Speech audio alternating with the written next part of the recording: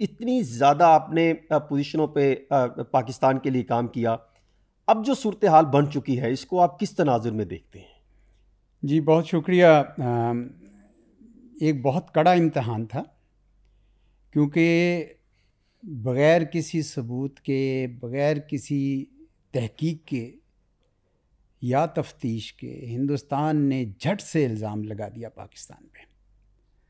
और उनका ये ख्याल था कि चूँकि वो पिछले 25 साल से यही काम कर रहे हैं तो दुनिया एकदम से उनका एतबार कर लेगी।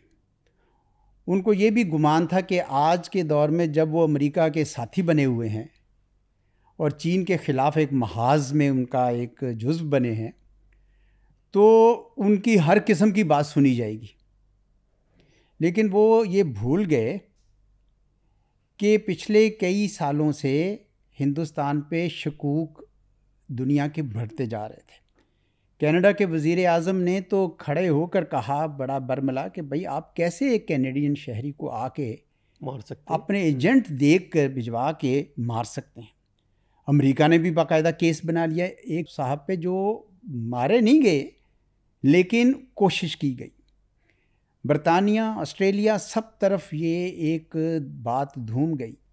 और सबसे बढ़ के कि पाकिस्तान के अंदर इन्होंने कोई तकरीबन 24 लोग जो हैं उनको टारगेट किलिंग के ज़रिए उन पे किया।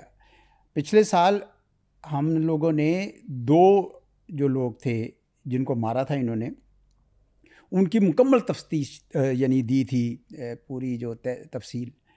और पाकिस्तान में तो अब ज़बान ज़द-ए-आम है कि बलूचिस्तान के अंदर जो दहशतगर्दी हो रही है उसमें ये मुलव्वस हैं।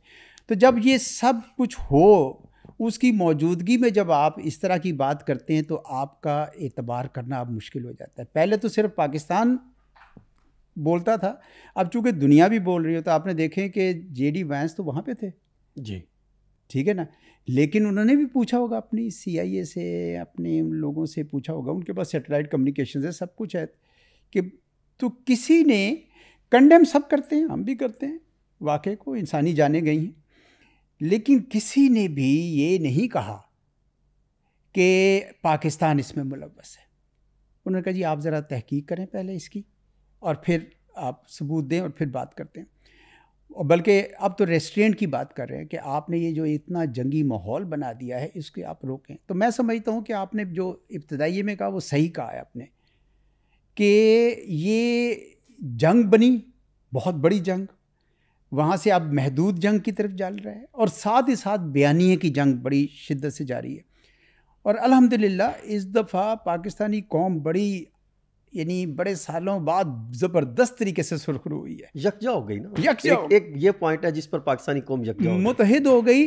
और हमारे मीडिया ने भी अपने पुराने तमाम, अगर किसी ने कोई इन पर इल्ज़ामात लगाए थे तो वो सब धुल गए, क्योंकि ये सब यक ज़बान होके बोले। और हिंदुस्तान का मीडिया तो वैसे बंदा बर्दाश्त भी नहीं कर सकता, ये क्या कर रहे हैं। यानी आप देखें ना, आप मेरे सामने बैठे हुए हैं, आप मुझसे सवाल कर रहे हैं, वो उछल उछल के अपनी कुर्सी से वो अपनी हुकूमत को कह रहे थे कि जंग करो फौरी तौर पर। यार ये रवैया नहीं है एक मुहज़्ज़ब कौमों का। तो पर मैं सोचता भी हूँ इस बात को कि भाई क्या मोदी सरकार ने इतना चार्ज अप कर दिया अपनी कौम को नफ़रतों के उसमें गुबार में कि उनको हकीकत कोई अब नज़र भी नहीं आती है। जो झूठ उन्होंने बोले हैं उनको उनका मीडिया यानी उस पर यकीन कर रहा है। 2016 में कोई सर्जिकल स्ट्राइक नहीं हुई और उन्होंने कहा जी बड़ा कुछ कर दिया। पुलवामा के बाद उन्होंने जी बालाकोट में हमने ट्रेनिंग कैंप पे हमला कर दिया, वहाँ पे कोई दरख्त गिरे और कुछ नहीं हुआ। तो झूठ पे झूठ चल रहा है, लेकिन उनका मीडिया उनको तो बयानिए की जंग है। और अभी तक वैसे मैं समझता हूँ कि बयानिए की जंग में हमारी शुरुआत है, हम अभी सुरखरू नहीं हुए, हमें थोड़ा और आगे जाना